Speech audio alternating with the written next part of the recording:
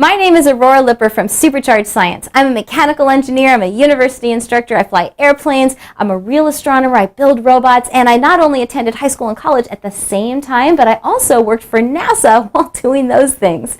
So I am a real rocket scientist. I was really surprised to discover by studying a whole bunch of master teachers from around the world that there are only really 3 simple steps to teaching science in a way that lasts long term, that will ignite a child's passion for science or any subject.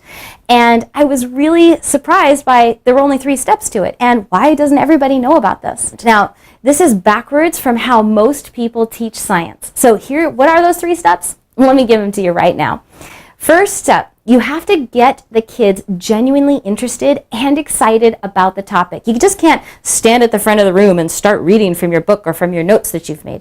You have to get them excited about it in the first place. This means that you often have to do the experiment first.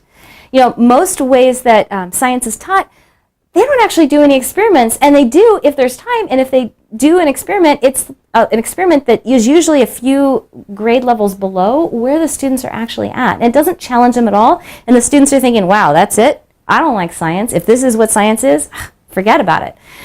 So you actually have to get them generally interested and excited. You know, if they're interested in aviation, well, put them in an airplane and give them their first flight lesson. Then they'll be interested in aviation for real, right? In aeronautical engineering. The next step, after you get them genuinely interested and excited about the topic, you have to give them hands-on activities and experiments that make that topic meaningful. Now, this is where a lot of science programs fall short because they have a lot of busy work and a lot of worksheets that you don't really know, well, what am I learning this for, if I'm learning anything at all? And the third step is you have to teach the supporting academics and theory after the kids are engaged and excited and you've made it meaningful. So this is where it's backwards. Most people start with that third step and then rearrange the other 2 in some order, if they do any experiments at all. Now, the result of using this 3-step method that I just described is kids not only totally understand what they're learning, but they remember what they're learning long term. It's the most effective way to get kids to understand a topic in a way that really is meaningful and lasts. Now, this is how science should be taught. It's how I teach my own kids. It's how I teach my students that I personally teach. And it's how I developed my online eScience program. Now, I created a complete science curriculum that's video-based, that explains topics to kids in a practical and real-world way, and then uses step-by-step videos to guide them through every detail of the activities, experiments, and projects that let them apply the concepts that they just learned.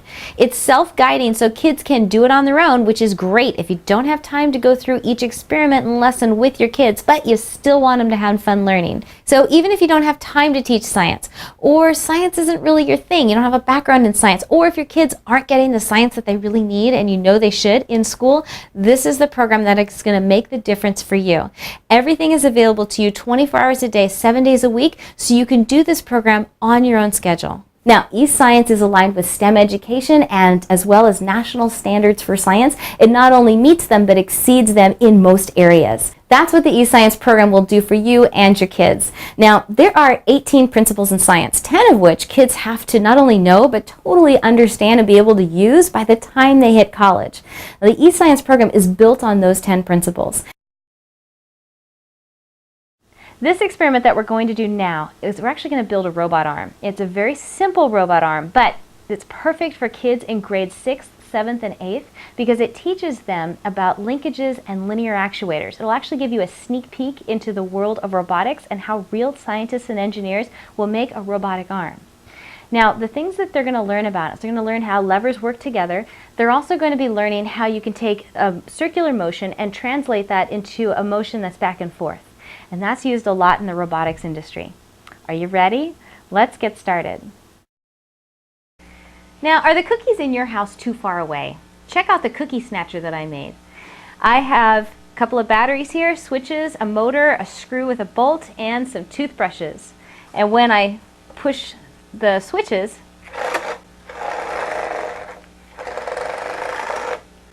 the jaw opens or closes. This is a robotic hand. Come take a closer look. When I push the switches, the motor either turns in one direction or another. Depending on which direction it turns, it's going to rotate, and it's also going to pull this bolt one direction or the other. And I've got a pivot in the middle here, and when I rotate the motor, the claws open or close.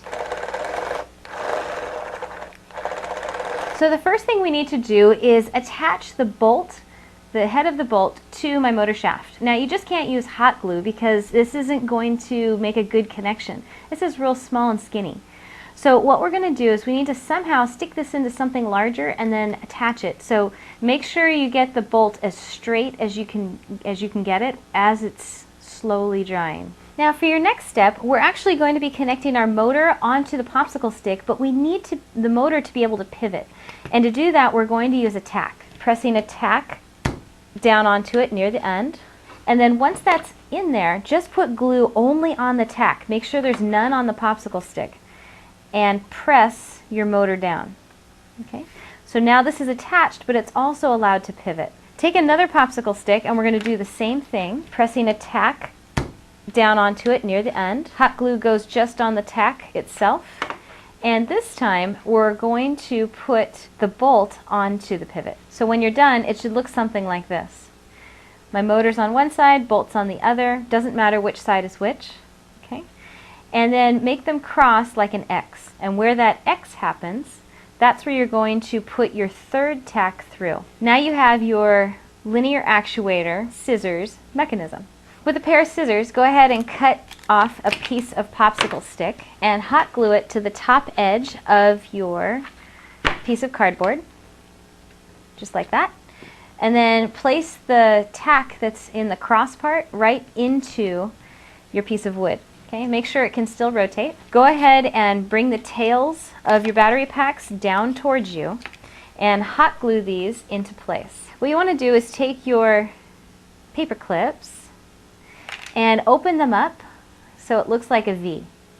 Do this for both paper clips. Now notice there's a smaller part and a larger part. Okay, it's the smaller part that we're going to attach to our cardboard, and the larger loop here, it's actually going to stick up off the board. Okay, so what we're going to do is open up a brass fastener and clip it over the end like this, and then punch it into our board. Just like that.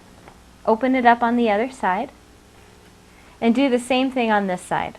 When we push it down, that's when we want electricity to flow. So here you see the lower loop can't touch, but the higher loop, when I push down, makes good contact. Okay? Do that for both of your switches. Now it's really important that these don't touch each other. Take a red wire from one battery pack and a black wire from the second battery pack and clip them both together. Make sure both wires are going to get clipped inside your alligator clip. The other end of this goes to one end on your motor. So your second battery clip attaches to the second terminal on your motor. The other end goes straight to the paper clip itself. Okay? And then you want to grab another alligator wire and connect that from one clip to the second clip. Do you see how you've got one black wire coming out and one red wire that isn't going anywhere yet? These are going to connect each one to the other brass fastener here. An easy way to do that is to grab another alligator wire, clip it onto the metal wire that's sticking out. And these can be a little tricky to clip onto, so what I would do is I'd flip it over and grab on to the tab on the back. You're almost done. All you need to do now is test it and then add your toothbrushes. Don't add them yet because you don't know what angle you need them to be at for when this is in the closed position. Okay? So insert your batteries. Let's find out which one of these switches makes your jaws open and which one of these makes them close. After you figure that out, you can just write with a pen which one is which so you don't have to memorize it. Okay, so go ahead and press it and you should see some action.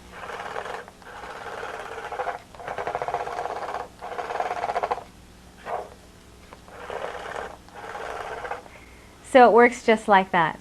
Now, if you're pushing the switches and nothing's happening, probably one of your wires has come out of your connections, and so you'll want to watch that part of the video again to make sure you've got it all done. If you're finding that when you push the switches nothing happens, chances are that something's binding somewhere. So what I recommend is just kind of pull this whole assembly up and hold it in your hand and kind of loosen this a little bit.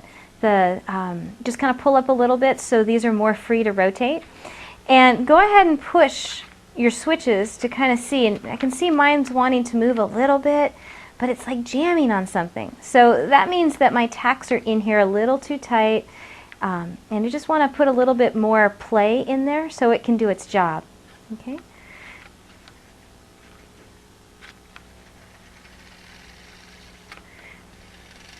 And just by loosening up the tacks a little bit, you'll notice this opens and closes. Now when it's in the full closed position, now this is when you want to add your toothbrushes. Now Einstein himself said, "I never teach my students. What I do is I simply create the conditions in which they can learn." And that's what my eScience program will do for you and your kids. I will see you in the lab.